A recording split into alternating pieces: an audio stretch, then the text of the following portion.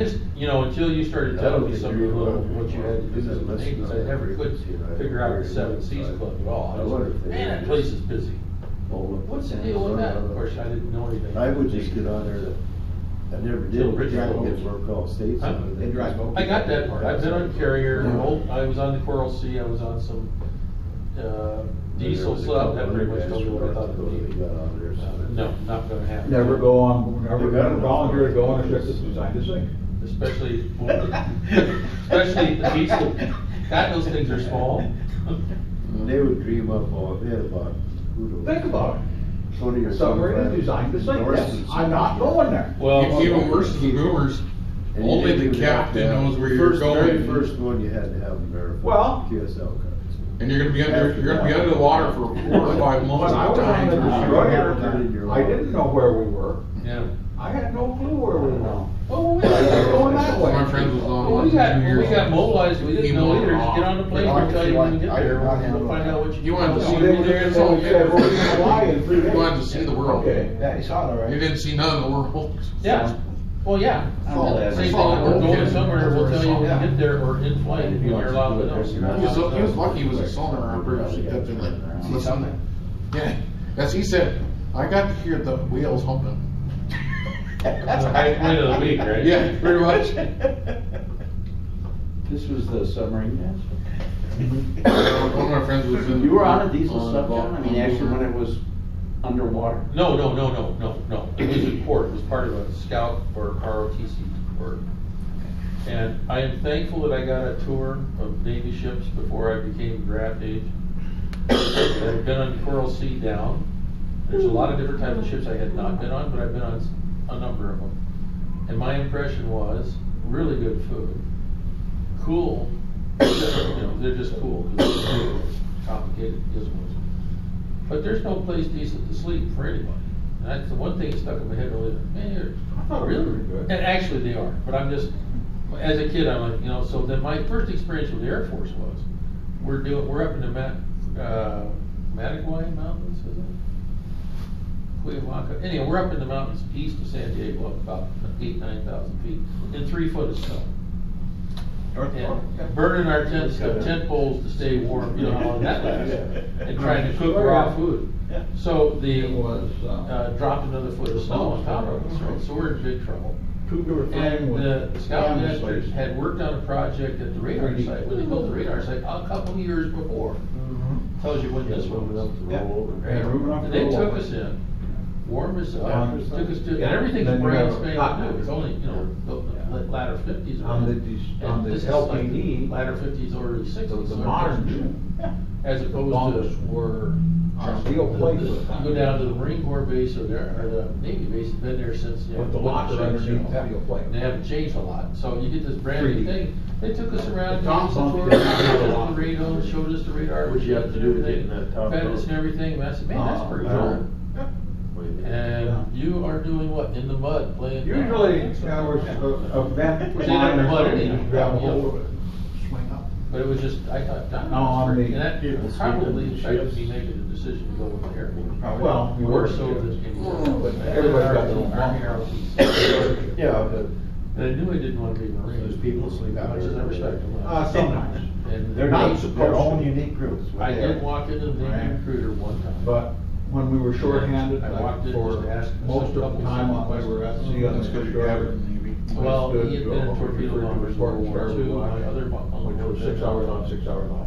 Battle of the Bulge is airborne, and the other one was in infantry throughout Europe and then the Guy I worked with had a buddy who was on nuclear submarine. And it was Don My other one was in Florida. Florida, World War II, Korea, Vietnam. So I went with him to visit his buddy, I could get a look at the nuclear sub. And it was all pretty nice. This guy said that he slept in his work area. Took the top mattress and laid it out in his work area and slept there instead of on a box. The only people that did that on the destroyer was the internal communications technician. And the IC room included the fire control computer, gyro compass, and his bunk. Was there more than one guy for that? Most of the time, no. He was on 24-hour watch. It was his job to make sure that the gyro compass didn't tumble. Which if the gyro compass would tumble, then you don't know which way you're going.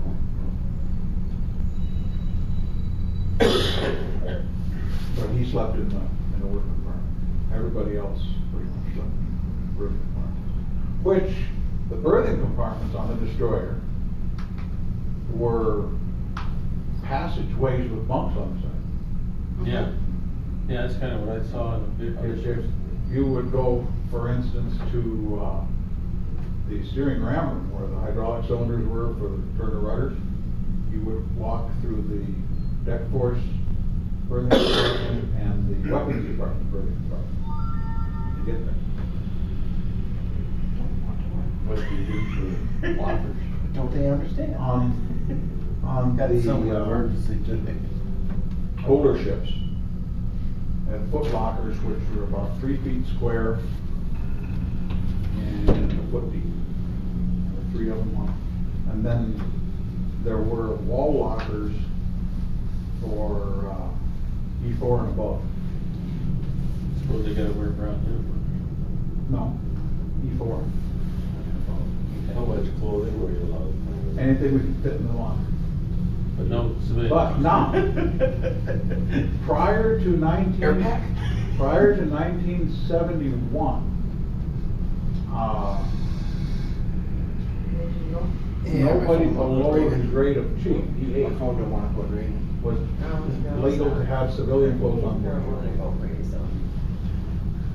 I could not have any civilian clothes on board. And that was a common problem at the 7 Seas Club in San Diego. All major ports had what they call locker clubs, where you would rent a locker on a monthly basis, and you would store your civilian clothes in that locker. You would go on liberty in your dress uniform, because we were not allowed to leave the base in Dunwoody. Had to be in the dress uniform. You put your dress uniform on, you go down to the locker room, change clothes. No. Then they reduced that to E4 and below couldn't have civilian clothes on board. And then about 1972, 73, somewhere in there, it's okay. Well, they didn't want you wearing fatigues anywhere. You could come and go in civilian clothes. Remember, you couldn't wear fatigues off the yard? Well, like World War II, everybody in uniform had to wear the uniform on leave. Yeah. They Makes it easier for the cops to pick you come up. back to the farm for a 30-day leave, they had to be in uniform. We had to wear travel standby. Travel standby. Which was, Yeah, fly military standby. yeah, right, you had to be, that's right, yeah, that's right, yeah. It also had to be blues or Yeah, khakis. yeah. Well, no, we got away with khakis. No, we had to be wearing the dress blues. We went with those, well, yes, except Vietnam was the exception, because when we went to Vietnam, they said, do not bring your blues. Well, you didn't fly commercial when you went to Vietnam. No, but that's not the point. You were allowed to bring one set of 1505s with you. And you left your blues somewhere in the States. Gonna go and R&R with your. Well, it was to and from now and R&R, that's the only time they wore it. Otherwise, it was camis or jungle fatigues, or, that was it. There was no civilian clothes, period. Of course, you had so much room anyhow. Well, that sort of makes sense, so. You didn't want to be out of uniform in a war zone, that's Right. usually a bad idea. And now on the destroyer, we had a very relaxed captain. This is one of those confusing things about the Navy. As far as Navy rank, our captain was commander. Commander, but captain of the boat. It's like aircraft. His rank was commander, but his title was captain. Yeah. Aircraft commander, second lieutenant, not usually. Second So- lieutenant on a swift boat, is he Yep, he's gonna be considered captain. captain? There isn't a second lieutenant on this boat. Navy doesn't have second. Is that what these boats Is did? it? Yeah, They that's did. ensigns. Oh, Ensign, It's that bronze. Lieutenant junior. Galvanized ensign. That would be be a One of those TC. boats that got in trouble over in Iran, is that a swift boat? I'm not I sure don't what have those enough things- knowledge of what it was and who was operating it. They looked like little patrol The boats. question Swift boats is- were freshwater. Yes, Yeah, they were aluminum. or fiberglass, some of them. From what they were showing on TV, they were like little gunboats basically. Well, I used to wave to them from some of my great tower locations, and I said, y'all be careful going to Cambodia. Kind of look like upgraded versions of the PT boat. No, not even close. Well, that's what they look like on the pictures they were showing. That's not what they were. No. I don't know, the PT boat was, I seen those when we were in Massachusetts last. I don't think I would have thought that would be good duty either. PT boats. These guys died. No. Yeah, they were cannon fodder. They were a lot bigger than I imagined, 85 feet long. Yeah. Yeah, well, you got big torpedoes on Two, them. They had Two two big fifties. Eagles, yeah. Yeah, They had 50 caliber machine guns. and Made out torpedoes. of laminated plywood. Laminated plywood. and big motors. You wanna cross the ocean in a plywood boat? I don't think so. Were they made by Higgins? Uh, Higgins boat? I think So, were they? Higgins did the landing craft, didn't I they? remember that Yeah. name. Yeah, landing craft. Why didn't they come out the back end instead of the front? I never quite figured That's out. how you drive up. They had, You drive up onto the beach till you can't go no more, you drop the gate and then the Marines leave. the thing about the patrol boat is they had wood, which was a thing they didn't really need for a lot of other stuff. It's like when they made the mosquito, it was very fast. Yeah, it was made of wood because that's what they had to work with. They Well, didn't have a lot of yeah. metal. Minesweepers are made out of wood. For a reason. Well. Remote control that one. Metal sensors, you want to say. Yeah, they'll walk in front of us, huh? And that's another thing, I saw those things in Fort too, and I thought, what a cost you, what is that sucker? That's just a little bitty thing, Yeah. made out of wood. No, it floats. Say, Rich, and that's actually kind of an interesting question. Okay, so let's just assume for just that you were, that a guy in a PT boat was trying to sink your destroyer with his torpedoes. I mean, he's moving faster than you are, isn't he? And, I mean, why couldn't he? Why did those guys get killed at such a high rate? Is Because, naval, to start with, is naval gunfire that accurate? to start with, if you're chasing a ship with a PT boat, if you're trying to torpedo a ship with a PT boat, you're driving at it, you're going straight at that ship. You don't launch off the side, you launch off the front. Okay, so you're coming in a straight line, You're which coming makes it a lot you're- easier. You're aiming the PT boat to aim the torpedo. Now, it does have guidance in it besides, but you gotta give it a good head start. So you let loose the torpedoes and then you're gonna make the turn and get out of there. This is like dive bombers, man. You can control the bomb by the direction of your. Yeah, everybody on the, and even if the gun batteries can't fire on you, because the thing can't be small enough. That's the small arms fire on You the fill the Marines area with are lead. doing, they're gonna puncture that wood without too much trouble. Put up a wall of iron and let it fly through it, Yeah. drive through it. But, yeah, now PTs were out of commission. By the time you were in By there. the time they were done after World War. But it wasn't too long. When did they bring them in into the Well, groundwater? they Navy? did, It was like yeah, that's- 60 That was a whole different animal. No, I know it was, but it was a Similar, concept. but it was- You Yeah, know. but they weren't Designed to They go weren't after designed to destroyers. sink ships. No, they were supposed to go up the They were rivers. going up the rivers and taking out the. Now, I suppose, I mean, if they got up against a merchant ship or something, they'd Right. have a reasonable chance. But going against a destroyer, probably not so much. Well, Although they did get licks in on you some of the couldn't, Japanese. you couldn't shoot down. Kennedy was on it. Ran. The 5-inch guns on the destroyer, probably the lowest elevation they can do is about 20 degrees. So, Yeah. unless you manage, like I say, you point it up and do the border. You can do that. How close would they get before they let the torpedo go? I don't know. Quarter mile? I never really paid that much attention to what PT boats did. Some countries still use them. I think North Korea had them, maybe the Iranians had them. Equivalent. Equivalents, yeah. Not exactly They the had same 2 thing. engines, you said? I thought they had 4. I think they have two. Two is the one I looked at. And they were geared, They're fast. they must have, I thought they had more screws. We never got to go on one with this.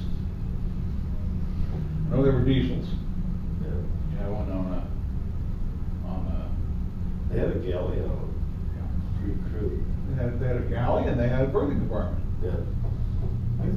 Looked at that. This was your duty station. Through a window. I went on a swift boat for like 22 hours. Kept wandering off looking for more fun, you didn't get enough of work, man. My dad ended up, he got burned Where was that at? on his cruiser. He ended up in Tripler Hospital in Hawaii. And when he got out of there, they put him on a patrol boat on Kauai that was a Japanese fishing boat. He said anybody with a long rifle 22 could have shot it out of the water. Yeah. But he said we'd go out and patrol and fish and catch fish and trade them for beer.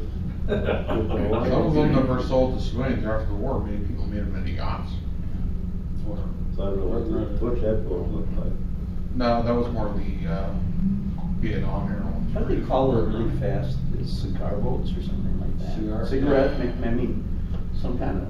Huge. Oh, those are racing boats. Yeah, yeah. Rum Cigarette runners, boats. yeah, just like the rum runners. Scarabs. When I was working for Action Sports, Think Baywatch with the boat. we had a, Those big ones were the When I power think motor. Baywatch, I Oh, don't even Scarabs. get to the boats. you don't even get that far. There's much more interesting things to watch than boats. Absolutely. Yeah, Did they okay, have I'm just boats? mentioning the boat in the opening sequence, where the guy There was- dies off, there was that's a called boat. a scarab, that's kind of There was a that's boat. kind of a boat. There was a boat? Yes, there were many boats. Kinda missed that. I don't know. We had On YouTube. a guy brought in an outboard motor who was on one of these pumpkin seat boats, supposed to be on a racing motor. And that, we never did get the sucker to run. It was a Mercury, 4-cylinder, and it must have had 45-degree pitch on the front. I mean, that sucker That's was gonna be, yeah.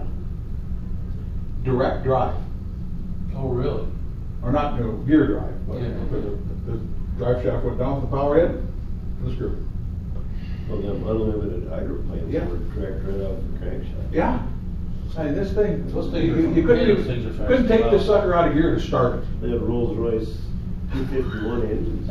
Yeah, you ever hear 'em watch them race? Man, they're loud. They were at Forebears one year, Yeah. 1964. We were just kids. We went that. Because I went to, there was a traffic jam from here to Forebears. Yeah. Bumper to bumper. Bumper to bumper. We had My a mission. uncle's cousin drove this buggy. Okay. Bill Muncie was his name. At San Diego Bay, I just knew what it was just a moment ago. The bay north of San Diego Bay, I can't think of the name of it off the top of my head. But anyhow, they used to have the hydroplane, the big boat races there. And it would be all these guys you'd always heard about, and man, you could hear it from miles away.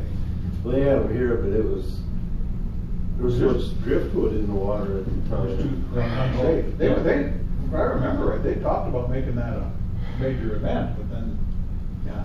Yeah, Too much debris. There was so much driftwood at that time. And It would be a bad thing. That was 64. it wasn't much to watch. The log went fast, or they'd break and they'd tow them back. And Yeah. Make a lot of noise. Make a lot of spray noise. a lot of water. Throw water up. With the crash. And then, of course, killed the guy. the grandstands with the side hills. Yeah. Yeah, we just sat on a blanket. Yeah. Where Forebears is that right now. I don't know. Cleared out the cactus and put your blanket. No, you just do the thick blanket. They had them down at Town Country Shopping Center on display that whole week. I remember we went down there. I don't have a prop about that big as all it was. One blade was all that was in the water, because it would, Oh, yeah, everything else you know about, but. the You ever amount been of on- surface that was touching the water was like the size of a handkerchief. Oh, yeah, when they get planed up. Have you ever gone on a hydroplane? That is kind of freaky too, you just rise up out of the water. And this was on Mission Bay, that's what it was. Okay, I heard Yeah, Mission Bay. Yeah, Mission Bay. That's where they had. That was some kind of tourist place. It wasn't then, but it became But- SeaWorld and all that. But, yeah, It sailors wasn't. couldn't afford to go to Mission Bay. No, I understand. But when I went there as a kid, there was nothing there. There was a place to go fishing, that was usually underneath the bridges or next to piers or jetties or stuff like that. And it was good, but then they came in and said, okay, you got this bay, you're not doing nothing with, let's plow everything up and dredge everything. Bay in the San Diego area that wasn't full of Navy ships. Yeah, and so it went from being really cool to being crap really quick. But they dredged everything, they changed everything, they hosed everything. Maybe it got better after it had a chance to settle down again, but the fishing went to crap and everything else went back. See, I just been curious, have any of you guys ever been to Lake Winnipeg? I mean, it's a really big lake up there. Yeah. Is it like a regular lake, Yeah, or is it's it? big, you can't see across it. It's Like like looking at the ocean. It looks like the Very ocean. nice. When you go up there, it's got waves. We went up there and you got a beach just like you'd have anywhere else. Cause that was our honeymoon, we went up to Winnipeg for our honeymoon, and that was we went up to Gimli. You know where Gimli's at? North of, All this flood water that comes through It's Fargo kinda and like Grand a Forks. European beach. Each time it gets up there, Very it's a nice. huge problem for them. They've got They've a got a channel canal. around. Oh, I've seen the canal, I've never seen the lake though. I mean, They gotta go further the north. kids used to ski down the canal. But, I used to ski down the canal, but, no, I never saw the lake. Is there like a lot of recreational stuff on it? or It's is kind of it was kind of But a it's soft. so well, cold that- Remember, this was over 40 years ago. 37, we've been married, what, 37 years? Is it just so terribly cold that it's unusable? It wasn't bad, but I think it's kind of like, a lot like Sakawika. We were only going at the beach into so far. We weren't trying to swim across this thing. When I was swimming in Sakawika being stupid, the first couple inches were fairly warm, but boy, you get out any distance at all and get deep at all, it's way cold. And I said, I could just swim right, no, I did the same dumb move. Yeah, Very, very good. Lake Winnipeg, you got the Red River coming in, and then the Swanbourne River, which includes water from the source, joins at what they call the forts in Winnipeg. So there's a good volume. That's a of cool water. area there too. One of the big industries in the old days was gold eye, smoked gold eye that they sold worldwide. Oh, really? That was the main, I didn't know that was fit to eat. I guess you could smoke anything and eat it. Yeah. Well, I used to play handball with a guy that bow fished for carp, and he claimed you smoke them. Yeah. You could eat them. Well, you can eat anything. Dad was always gonna do that. Oh, hey, I saw a picture, speaking of recreation and boating, and since that seems to be the theme of the day, of Minot, where they had, I don't know, Boats on the river? boats on the river, yeah, where was that? I mean, where? On the river. Well, the river goes through, all the way through town. That was probably before Where Copper in town Dam. with that, they had like a pavilion? Yeah. and- Roosevelt Park towards downtown. That was probably before Copper Dam. It was, yeah, it was in the teens. I've seen the picture. Yeah. I didn't know, but that's kinda interesting. Well, my area, they had an ice house where they would cut ice. in the Harvest winter ice. Off of the river. Oh, yeah. Yeah. Yeah, I was in the ice house at Holliston in the railroad when we were still I using can't think it. where I saw that. My dad worked there, this was in the early 50s. Well, it stayed nice and cold. 5, 6 years old. You- It covered with straw. Yeah. Remember when Porter Brothers used to have their shop on Railway Avenue? Yeah. That was the ice house for the reefers, the reefer cars. Okay. And I knew a guy that worked in that, when after it was converted to a shop. So it was really easy to heat that building in the winter because it was so well insulated. Did they cut it up out of the river? Yeah. Yeah, river ice thing, okay. I don't know if they harvested much here. Usually it's a lot easier to harvest ice on a lake than it is Yeah, on a river. right. But, now there was that ice house that was on the railway off towards where I live. And then, there was one downtown under the, viaduct that the railroad had for passenger trains. Air conditioning on passenger trains was blow air over a block of ice. Swamp cooler, basically. Blow air over a Yeah, block of ice. That a was swamp air cooler, conditioning. yeah. And Yeah. then out where, Oak Park Shopping Center. Yeah. Somewhere in that neighborhood. That was probably a commercial. Yeah. No, that wasn't railroad related, that was, I remember that was the Iceman my who had so many grandmother, children.